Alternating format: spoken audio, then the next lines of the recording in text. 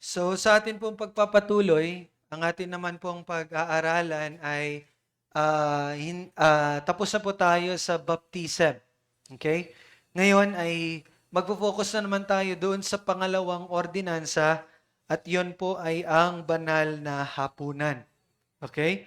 So bilang mga Reformed Baptist, dalawa lang ang ordinansa na atin pong ah, pinaniniwalaan na pinagtibay at itinalaga po ng ating Panginoong Jesus. So, in history po, hindi lamang baptism ang naging sanhi ng debate sa kasaysayan po ng iglesia. Ang hapunan ng Panginoon ay naging isa rin sa malaking dahilan ng pagkakahati-hati po sa loob ng Kristyanismo. Ang mga hindi pagkakasundong ito ay hindi lamang naghati sa Roman Catholic Church at mga Protestant churches, kundi nagdulot din ito ng malaking pagkakaiba sa pagitan din po ng iba't ibang grupo mula doon sa Protestant churches. So even in our Protestant circles, meron po din pagkakaiba-iba patungkol sa pagkaunawa ng banal na hapunan. Sa pinakasentro po ng lahat ng debating ito ay isang mahalagang tanong. This is the central question for this, yung pagdedebate. Ano ang kaugnayan ni Kristo sa kanyang banal na hapunan? So yun yung tanong, no? Ano ang kaugnayan ni Kristo sa kanyang banal na hapunan? So, ibig sabihin po nito, si Kristo ba ay pisikal na naroroon sa tinapay at alak? So, yun ang isa sa mga tanong. Physically ba si Kristo ay nandoon sa elemento na yon, yung alak tsaka yung tinapay, no? Or another question is, spiritual ba ang kanyang presensya? Is it physical or spiritual presence? No? O ang hapunan ba ay isa lamang pag-alala at paghahayag lamang ng ginawa niya sa krus? So, saan dito sa tatlo ang tama? No? Ang sagot sa tanong na ito, ang naging dahilan kung bakit nagkakaroon po ng iba't ibang pananaw tungkol sa kahulugan at layunin ng hapunan ng Panginoon sa kasaysayan ng Iglesia. Now, bago tayo magpatuloy, I would like to ask each one of you, sa tingin nyo, in your present um, understanding patungkol sa banal na hapunan, okay, wala munang tama o mali. Gusto ko lang po malaman yung understanding ninyo. Sa banal ba na hapunan, nandun physically ang presence ni Christ? Or spiritually? Or ito lamang ay pag-aalala? A, B, C. A is nandun yung physical presence ni Christ sa banal na hapunan, no? Or B, spiritual presence lang ba? Or C, pag-aalala lang talaga yung ginagawa na pagkain at pag-inom. Sige po. A, sino yung A? Physical presence si Christ ay nandoon sa tinapay at alak. Sino ang, sa ngayon, ganun ang pagkakaunawa? Sino po dito? Taas niyo po ang inyong mga kamay. Basta wala lang amoy. Okay. A, physical presence si Christ. Wala. Okay, letter B, spiritual presence si Christ nandoon sa tinapay at sa okay, si Oliver, sabi niya spiritual presence. Letter B. Okay lang yan, walang tama, mali. Gusto ko lang makita kung ano yung present na pagkakaunawa ninyo. Letter A ka po. Okay? Letter A, si Papa Bong, physical presence. B, Oliver, spiritual presence. Wala na? Okay. Ha? Wala pa nga. Letter C, yung banal na hapunan ay pag-aalala lamang. Sino yung C? Medyo marami. Diyan sa online, ganun lang kayo, A, B, or C. Huwag na kayo magsalita. Sige na. A is physical presence si Christ nandoon sa tinapay at alak. B, spiritual presence. C, pag-alala lamang. Talaga yung ginagawa na yon. Ano sa inyo dyan? Sa online? Okay, 3 sila. May hindi ba nagtaas? Ba't hindi ka nagtaas, Jill? May iba ka sagot? Sige, para marinig natin sa mga kapatid natin sa online. Kasi yan, sabi po doon, do this in remembrance of me. Okay? Pero nakasabi din po yun, this is my body. Parang Ayun, ganun. ganun dapat sumagot, no? Ang galing. So, yun nga, no? This is my body, eat this, and blah, blah, blah, and do this in remembrance of me. So, anong sagot mo? A tsaka C. AC ka. Air conditioner. Okay, sige.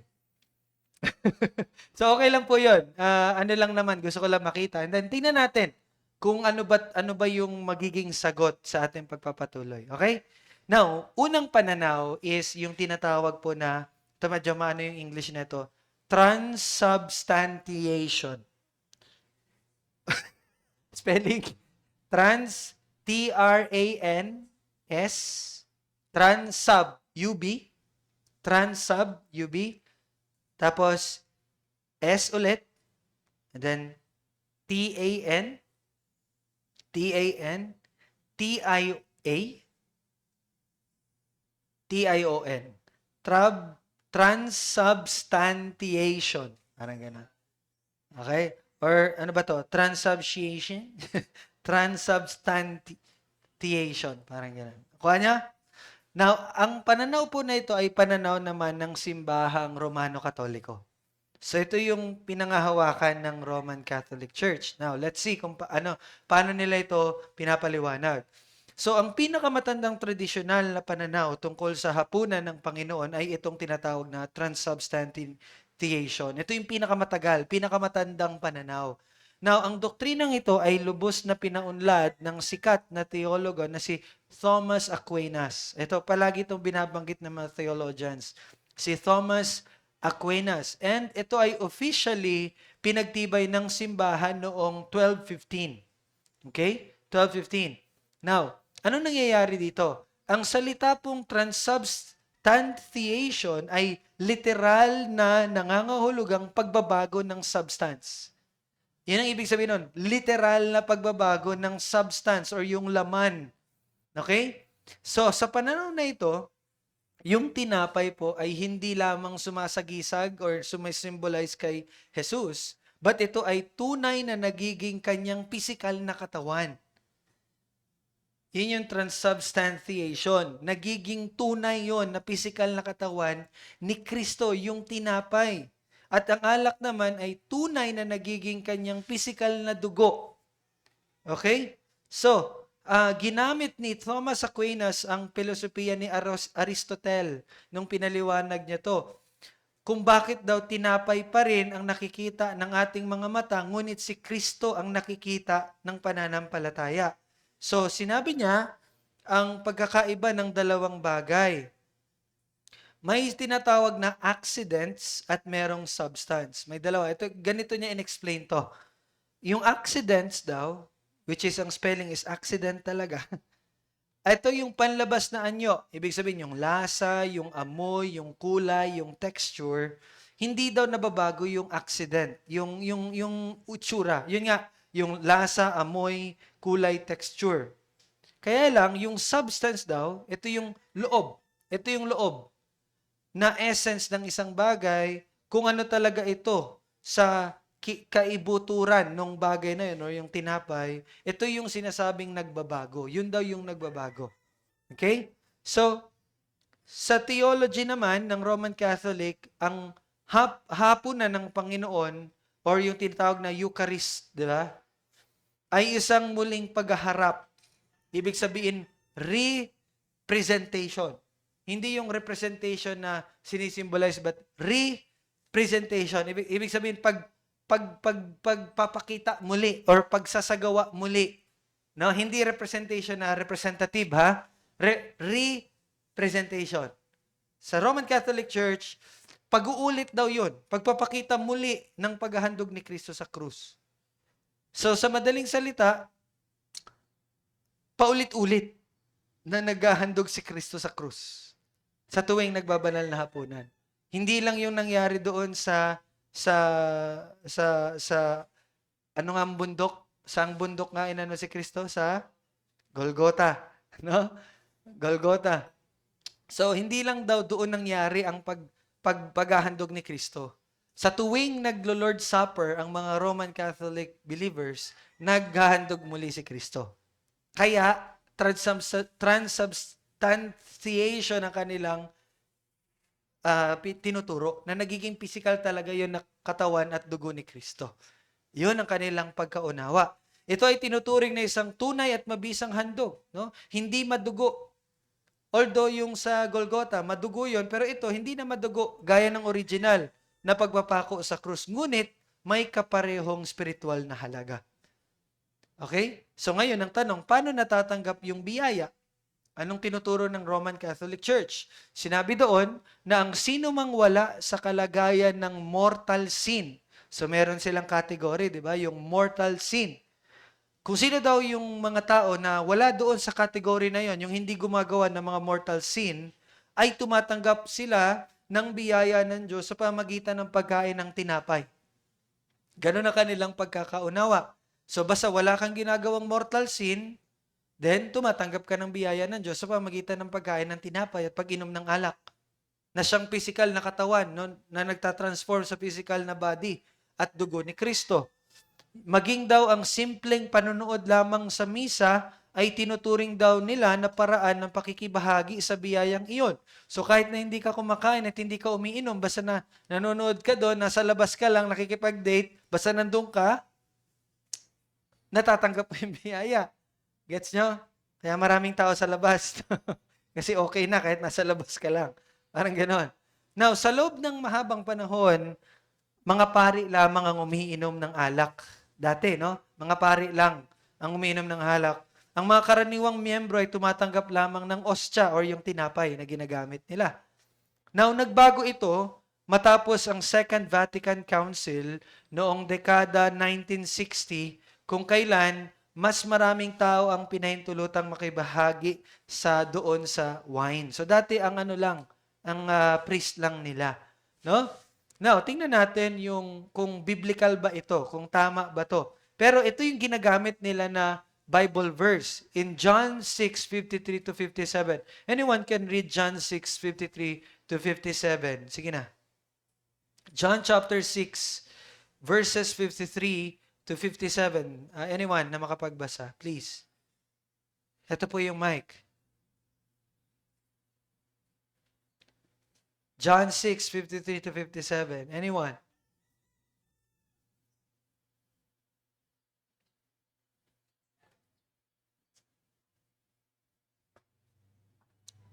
Wala? Bibigay natin sa online ang privilege. Wala magbabasa dito? May mic po. Sige, gusto magbasa. Sige, si Sister Ara daw. Pakibigay po. John 6:53 to 57. John 6, verse 53. Sinabi nga sa kanila na Jesus, katotohanang sinasabi ko sa inyo, malibang inyong kainin ang laman ng anak ng tao at inumin ang kanyang dugo, wala kayong buhay sa inyong sarili. Ang kumakain ng aking laman at umiinom ng aking dugo ay may buhay na walang hanggan, at siya'y muli kong bubuhayin sa huling araw. Sapagkat ang aking laman ay tunay na pagkain, at ang aking dugo ay tunay na inumin. Ang kumakain ng aking laman at umiinom ng aking dugo ay nananatili sa akin, at ako'y sa kanya. Kung paano ang buhay na Ama ay nagsugo sa akin, at ako'y nabubuhay dahil sa Ama, gayon din ang kumakain sa akin ay mabubuhay dahil sa akin. Okay. So, ito, no? Yung isa sa mga verses na ating mababasa na kung babasahin talaga natin, dapat si Kristo talaga yung kinakain mo. Kasi sinabi niya, kung sinong kumakain sa akin at tuminom sa akin. Di ba? So, but mamaya, mas titingnan natin tong verse na to. Pero, bagamat sinabi ito ni Jesus bago pa niya itatag yung banal na hapunan, itinuturo na ng pananaw na ito na inihahanda na niya ang kanyang mga alagad para sa realidad ng Eucharist or yung pagbabanal na hapunan. So, yun yung isang view, no? Yung transubstantiation. At yun yung letter A. Actually, and that is the view of Roman Catholic. So, titingnan muna natin kung hindi pa to, wala pang conclusion, no? Hindi pa natin inaano, no? Pero yun yung view na pinanghawakan nila. So, ganun din ba ang view natin? Well, magpatuloy tayo. The second na pananaw, at ito naman yung pananaw ng mga Lutheran. Lutheran ha, specifically the Lutheran churches. Ito yung tinatawag na consubstantiation. Kung merong trans, merong cons. So, palitan nyo lang yung trans ng cons. No? Consubstantiation. Consubstantiation. Okay? Now, noong panahon po ng Reformation, tinanggihan ni Martin Luther ang Romano-Katolikong doktrina ng transubstantiation. Hindi siya sumang-ayon doon. Okay? Ngunit hindi rin siya naniwalang simbolikong pagkain lamang ang hapunan ng Panginoon. So, nasaan siya? So, doon, iminungkahi niya ang pananaw na kilala bilang consubstantiation. Now, ano ito? Ang salitang consubstantiation ay mula po sa Latin or Latin word na unlapping. Ano yung unlapi? 'Di ba? Unang lapi. Nasa unahan, no? Yung con na nangangahulugang kasama. Yung trans pagpapalit. Yung con kasama. Yan ang ibig sabihin nun. So, itinuturo, 'di ba, ng Roman Catholic na ang tinapay ay naging katawan ni Kristo. Itinuturo naman ng Lutheran view na ang katawan at dugo ni Kristo ay naroroon kasama ng tinapay at alak. Yun naman yung kay Luther. Nandoon, yung kasama doon yung katawan. Ay, hindi nagbabago yung tinapay at alak, pero nandoon yung katawan at dugo ni Kristo. So yun naman yung view ni Luther. Inilalarawan ng mga Lutheran ang presensya ni Kristo bilang in, with, and under. Ibig sabihin, nasa loob, kasama at nasa ilalim, no? Parang gano'n. Palaman, kumbaga. Sa madaling palaman, no? Ng mga physical na elemento. So ang tinapay ay nananatiling tinapay. Hindi nawawala ang substansya ng tinapay. Nandun pa rin, tinapay pa rin yan, hindi nagbabago. Ngunit naroroon si Kristo. Okay? Tunay at physical tingnan niyo po yung view niya. Tunay at physical na naroroon si Kristo kasabay or kasama ng tinapay at alak. So somehow similar, no, sa transubstantiation, kaya lang nandun lang kasama, pero hindi nagbabago yung tinapay. Now, bakit ito ang piniling pananaw ni Luther? Ang posisyon ni Luther ay nagsilbing gitnang daan na may dalawang layunin. Una, para malutas yung suliranin na related sa logical reasoning. Kasi sa pananaw ng Roman Catholic, hindi daw nagtutukma ang panlabas na anyo at yung panloob na esensya ng tinapay. No? Mukha itong tinapay, ngunit katawan daw yun ni Kristo. Para kay Luther, hindi ito logical. Hindi daw logical yun na pag-iisip. No? Sa pananaw niya, nananatiling tinapay ang tinapay, kaya ang nakikita mo ay tunay na tinapay. Di ba? Ngunit tunay ding naroon si Kristo kasama nito. So, somehow, na-solve na yung logical reasoning. Okay? Pangalawang dahilan niya is upang mapanatili yung malalim na respeto. So, may malalim po na paggaling si Luther sa hapunan ng Panginoon. Kaya, nais niyang panatilihin ang paniniwalang kapag kumain ng isang Kristiyano ng tinapay, tunay niyang tinatanggap ang katawan ni Kristo ayon sa pangako ng salita ng Diyos. Yun yung binasa natin. At yun yung binanggit din ni Jill kanina, di ba? Kainin mo yung katawan ko. So, para ma-maintain yon, yung promise na yon na nasa sa word or nasa salita ng Panginoon. So, tinuturo po, no, mababasa niyan sa Catechism ni Luther, na ang sakramento ay ang tunay na katawan at dugo ng ating Panginoong Jesucristo na ibinigay para sa ating mga Kristiyano upang kainin at inumin. Kaya ang niya pa rin, ang view niya pa rin, physical body pa rin ay nandoon. Okay? Pero hindi binabago, kasama lang. So, yun yung difference ng trans at consubstantiation. Now, tingnan natin ang ikatlong pananaw. Actually, 4 ang pananaw. Let's see the third view, which is the view naman ni John Calvin. Ito ang pananaw ng mga Reformed. Ito naman yung view ng mga Reformed. Okay? Again, huwag kayong malilito ha. Pag sinabi mong Reform, hindi yan automatically Reformed Baptist. Okay? Reformed Presbyterians talaga yan originally. Tayo, naging Reformed tayo in a sense na we agree sa kanilang confession of faith. Pero may binago tayo doon. Kaya nga meron tayong sariling 1689 London Baptist Confession of Faith. Now, ito yung historical reform. Ito, pananaw, no? Ito yung binigay ni John Calvin. Ito naman, itong pananaw na ito ay lumalayo sa ideya ng physical na presensya. Okay, ito naman lumalabas na tayo sa physical presence, yung turo na physical na presensya ng Panginoon ay nandoon. Ang view na ito, bagamat sumasang-ayon na si Kristo ay tunay na naroroon sa Lord's Supper, pero ipinaliwanag niya ang presensyang ito ay spiritual at hindi physical. So, ganun ang explanation ni John Calvin. Nandyan si Kristo, yes, pero hindi ito physical, but spiritual presence ni Kristo ang nandoon. Para kay Calvin, ang pangunahing pagkakaiba ay nasa paraan kung paano tinatanggap ng tao si Kristo sa banal na hapunan.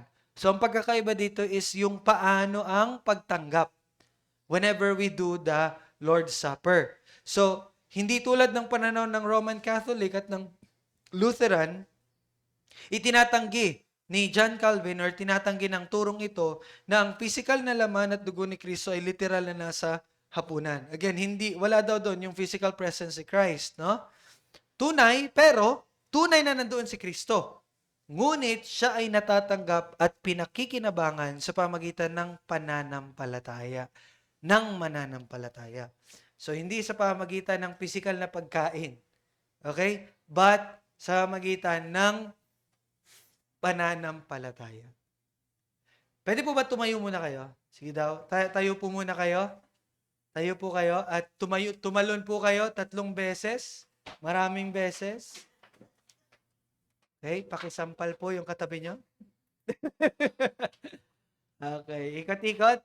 Okay. Okay. Sige, okay lang po yan. Pwede kayong uminom ng tubig. Ha? Nasa record po yan, ha? Recorded po yan. Okay. Okay na kayo? Gising na yun yung mga katawang lupa? Alright. So, balik tayo. So, natatandaan niyo pa ba yung sinabi ko? So again, nandoon ang presensya ni Kristo. We are eating with Christ, but hindi sa physical na sense, but sa spiritual sense na natanggap sa pananampalataya. Hindi sa pamagitan ng bibig. Okay? Yun ang ikatlong view.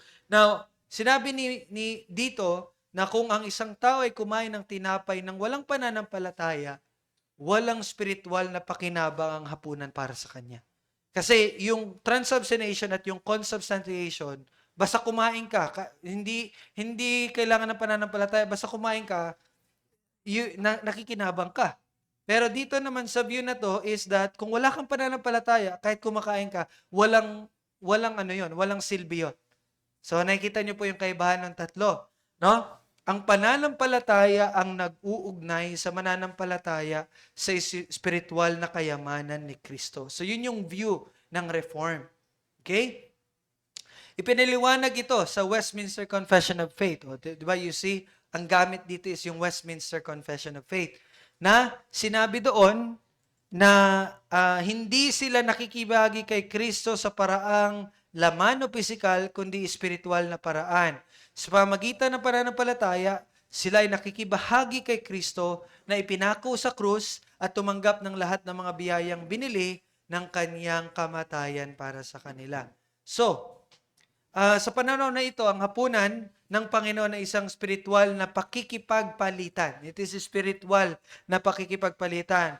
Ipinapahayag ng mananampalataya ang kanilang pananampalataya at katapatan nila sa kanilang hari. At bilang tugon, kanila namang tinatamasa ang tunay na pakikibahagi sa mga kayamanang matatagpuan kay Kristo. So, yun ang nangyayari doon.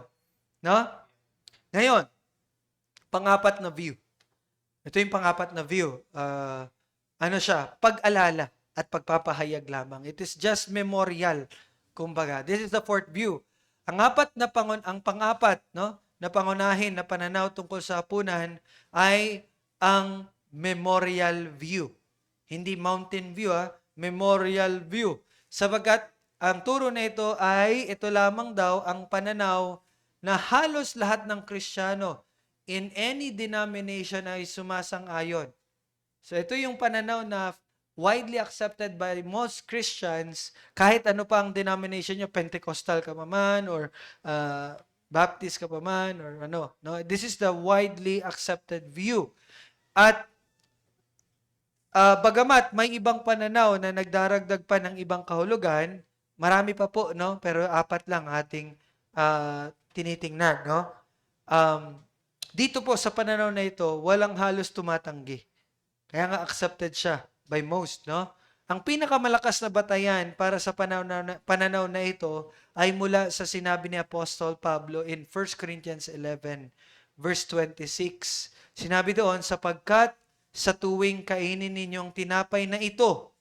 Now, tinan nyo, no? Ang tinapay na ito at inumin ang kopa, ipinapahayag ninyo ang kamatayan ng Panginoon hanggang dumating siya.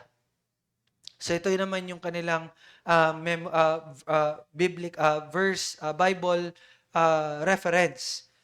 Dahil napakalinaw ng wikang ito sa Biblia, ginamit ito ng mga pinuno ng iglesia sa buong kasaysayan ng iglesia.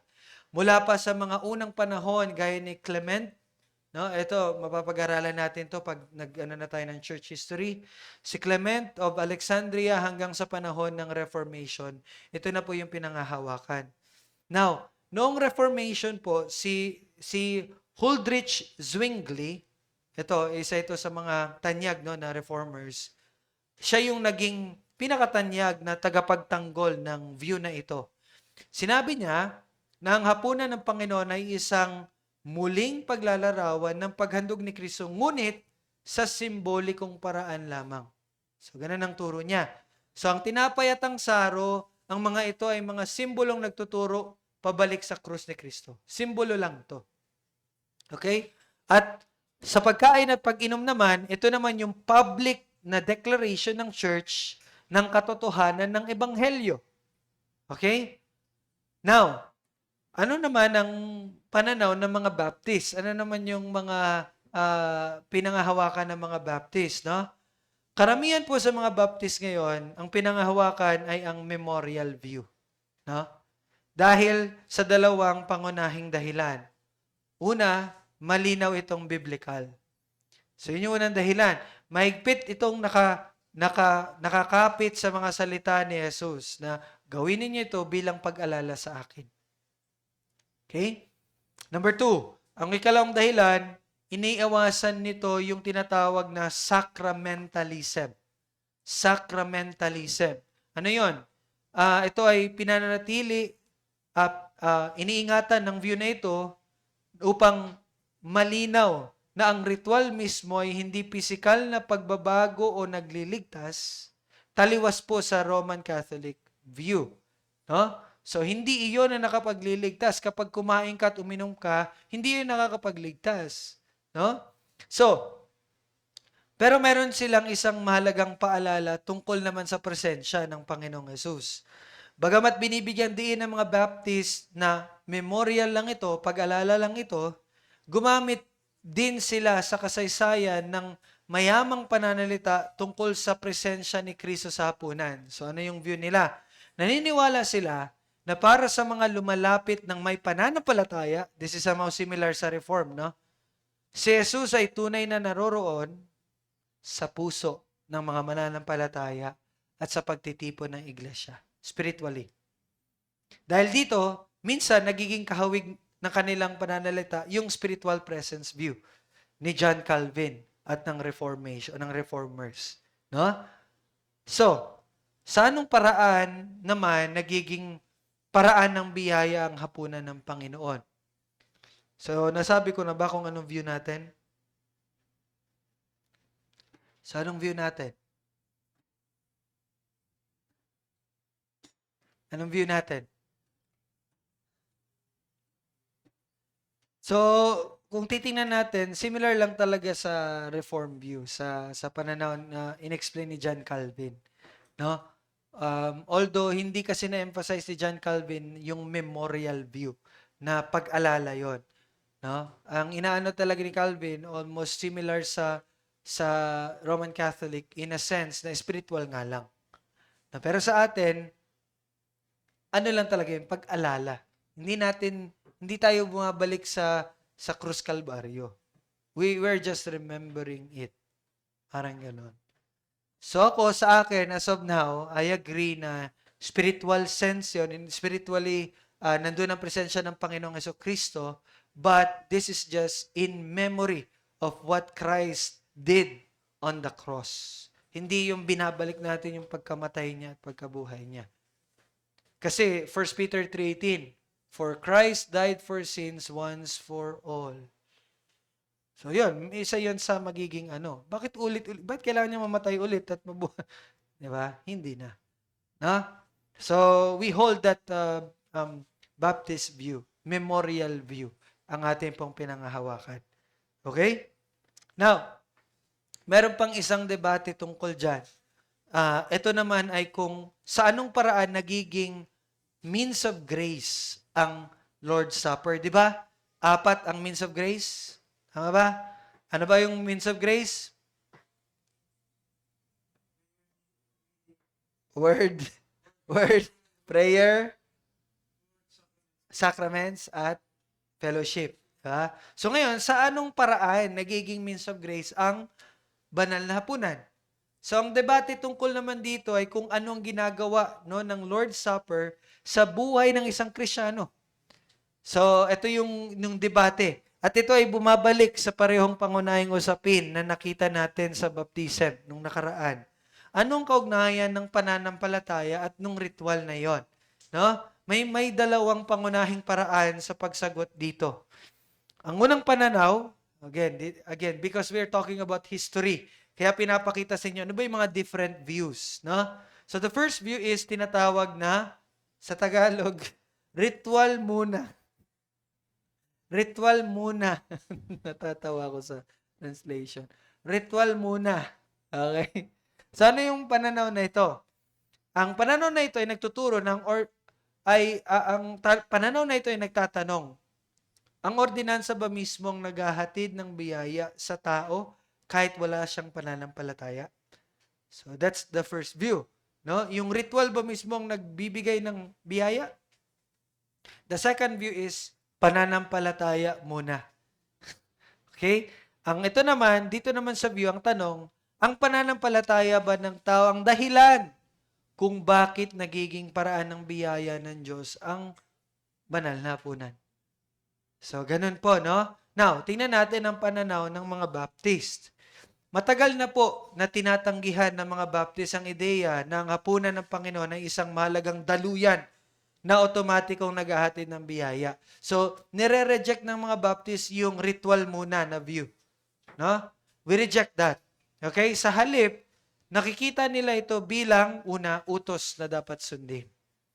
So, ang paggawa ng banal na hapunan is a command that we must obey. Ito ay regular na paraan upang ipakita ng mga mananampalataya na sila ay hiwalay na sa sanlibutan at nakipag-isa na sila kay Kristo. So whenever we eat the bread and drink the wine, pagpapakita yon that we are separated. No? Na tayo ay nakikipag-isa na kay Kristo. And whenever we do the Lord's Supper, ito po ay pagpapakita ng isang visible na sermon. Visible na sermon, di ba? Gaya ng bautismo, ang hapunan po ay nangangaral ng isang mensahe. 'Di ba ang baptism, kung ang preaching, it's paghahayag ng salita ng Panginoon, that's a sermon, 'di ba? Ang baptism naman, sermon din siya in a way na visual. 'Di ba? Anong sermon ng baptism? That Christ died for sins and He rose again. Yun ang sermon doon. That's the gospel. Diba? Anyone who died with Christ, died with their sin, and rose again with Christ as a new creature. So that's the gospel. Now, ano naman ang preaching ng Lord's Supper? Ano yung pinipreach doon? Diba? So, ang pinipreach doon is that The body of Christ is, yun ang binayad sa ating mga kasalanan. And that His blood is the, ano? Ano yung wine? Dugo ni Kristo na, ano? Na? Tinuro ko na to last week.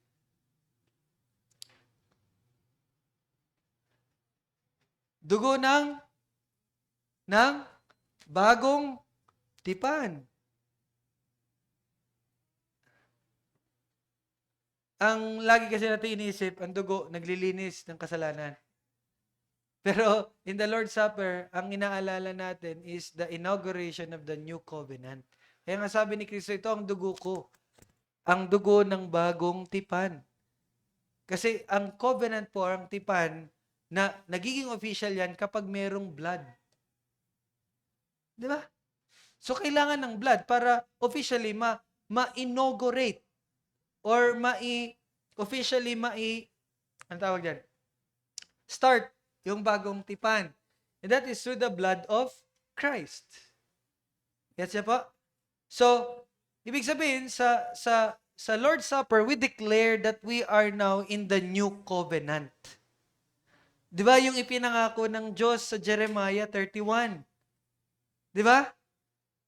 Nakikita niyo po yon? So, we do Lord's Supper dahil sumusunod tayo sa utos at pinapakita natin ang isang mensahe. So, yun. Okay?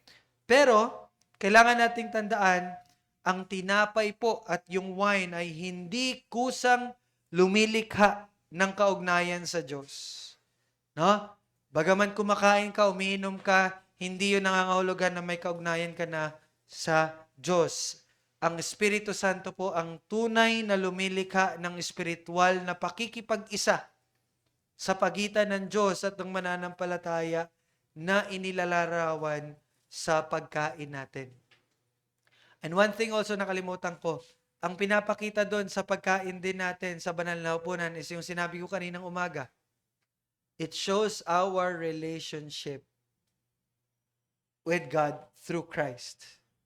Okay? Nakikipagsalo tayo. So, may paliwanag po si Charles Spurgeon. No? Magandang ibinuod ni Spurgeon ang pananaw na ito sa kanyang catechism. Ipinaliwanag niya na sa hapunan ng Panginoon, tayo ay nagbibigay at tumatanggap ng tinapay at alak ayon sa itinakda ni Kristo. No? We do it ayon sa itinakda ni Kristo. Siya ang nagtatag niyan. At ang kamatayan ni Kristo ay pinapahayag natin o pinapakita natin. Di ba? Yung body, death of Christ. And again, yung blood, na which is the blood of the new covenant, it means someone died. Di ba? Kailangan may mamatay. Natandaan nyo, nung nakipagtipan ng Diyos kay Abraham? Di ba? Hinati-hati yung hayop. May namatay. Para officially malagdaan ang tipan. So, ganun din po. And sabi ni Charles Spurgeon, ang mga karapat-dapat na tumatanggap ay yaong lumalapit ng may pananampalataya. Sila ang nakikibahagi sa katawan at dugo ni Kristo. Hindi sa pisikal, hindi sa literal na paraan, kundi sa pamagitan ng pananampalataya. We partake Christ through faith. Kaya yung binasa natin in John 6, na kainin niyo ang aking laman, kainin ninyo ang aking dugo, inumin ninyo ang aking dugo. Hindi yun literal. Ibig sabihin nun, kinakain natin kanyang laman, iniinom natin ang kanyang dugo sa pamagitan ng pananampalataya. Kaya yung mga literal na umanawa noon, ano nangyari? John 6 verse 66. They departed Christ. Sabi nila, napakahirap naman ng turo na to. Kakainin ka namin. Di ba? Di ba? John 6:66 yun. So, they departed. Umalis sila. Kasi hindi nila matanggap yung turong iyon. Di ba? So, pero hindi yun ang iniibig kahulugan ng ating Panginoon. You see? No? So, Sa Lord's Supper, nagdudulot ito ng spiritual na pagpapakain at paglago sa biyaya. That's why Lord's Supper is a means of grace. Kasi whenever we eat the bread and the wine, which represents the blood of Christ, napapalakas tayo sa pananampalataya. Kaya kaparaanan siya ng biyaya. Sige nga, tandaan niyo ba anong ibig sabihin ng means of grace? Bakit? Anong ibig sabihin ng means of grace? What's the purpose ng means of grace? Means of grace? Anong purpose ng means of grace?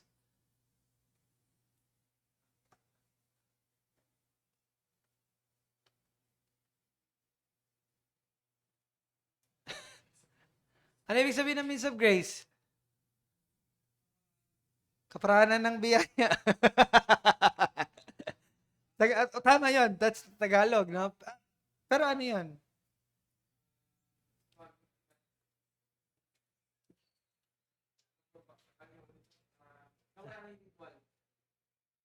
Okay, nawala na yung ritual. Pero ang tanong ko po ay yung general na ano ibig sabihin ng means of grace? Para saan yung means of grace?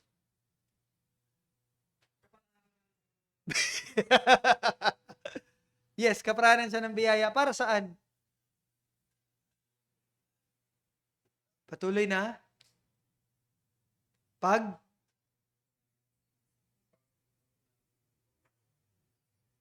Pwede? Pwede? What's the purpose of means of grace?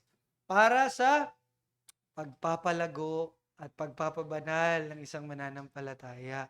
Kaya merong means of grace. Kaya we need the means of grace. Kailangan natin yung kaparaanan ng biyaya ng Diyos kasi doon tayo napapalago. Doon tayo napapabanal. Doon tayo napapagpatibay. So, kaya nakakapagpatibay ang Lord's Supper kasi nga pinapaalala dito at nakikibahagi tayo kay Kristo. 'Di ba? So, again, hindi natin kinakain si Kristo, no? Hindi natin kinakain si Kristo gamit ang bibig or ngipin. Sa halip tayo ay nakikibahagi kay Kristo at sa mga biyayang dulot ng kanyang ginawa sa pamagitan ng pananampalataya. Okay? So, ang tanong, sino ang maaaring makibahagi? Uy, tapusin ko na. Para next chapter na tayo. Ang tanong, sino? Sino ang pwedeng makibahagi? Now that we know that truth, no? Sino naman ang dapat makibahagi? Okay. Sa tingin nyo, sinong dapat makibahagi sa banal na hapunan? Mga taong tunay na palataya? Oliver, may sinabi ka?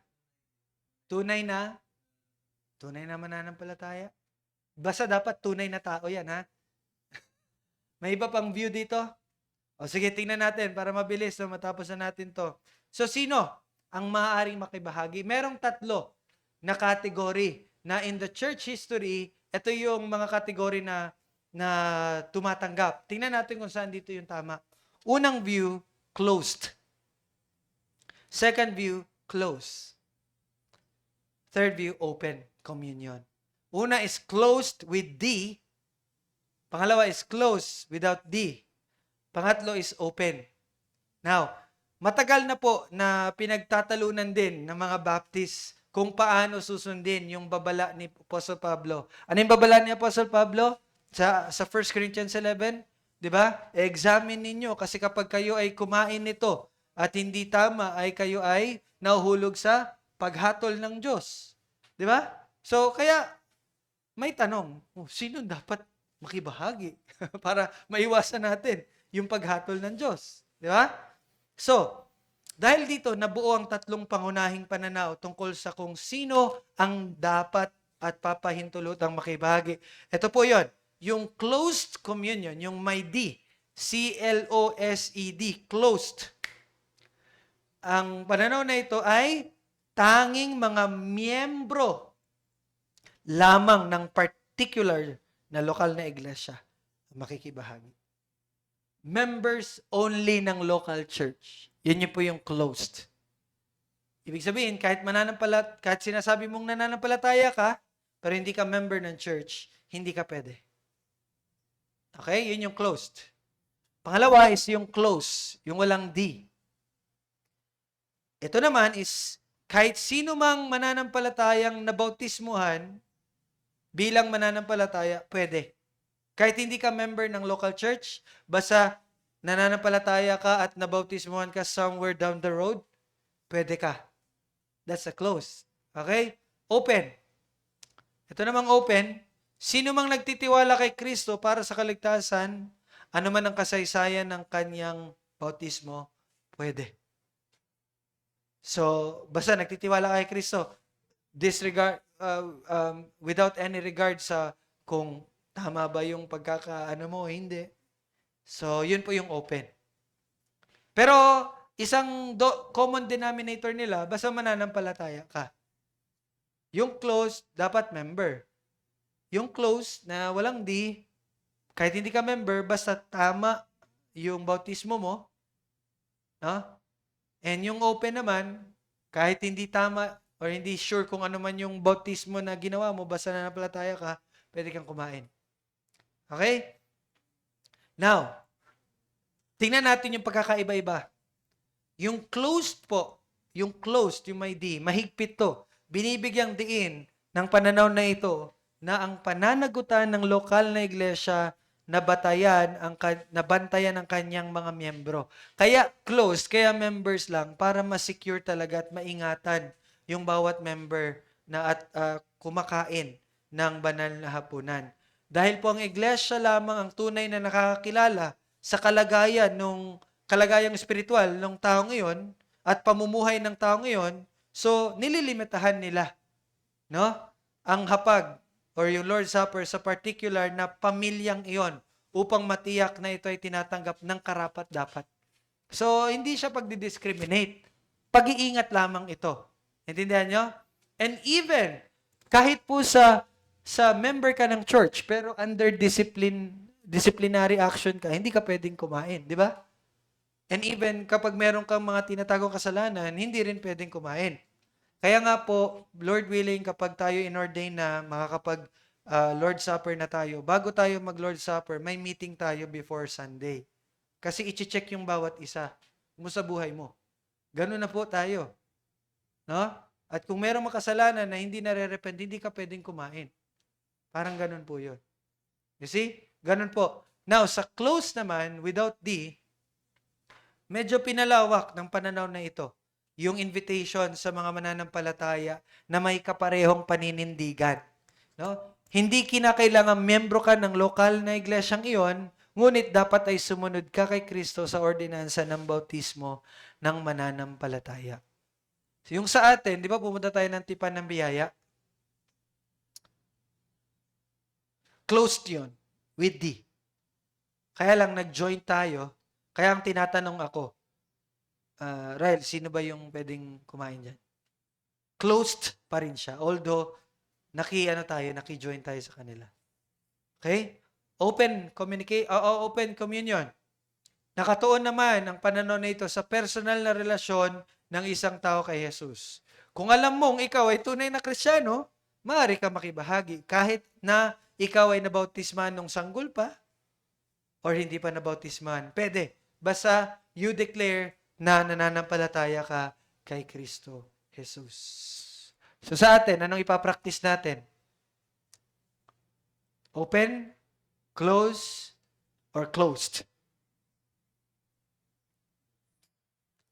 So mas okay yung closed. Diba? Yung may D. Kasi maiingatan talaga natin. Okay? So, congratulations. Tapos na po ang chapter 10. Finally. No? Magpapatuloy tayo sa chapter 11 next Sunday.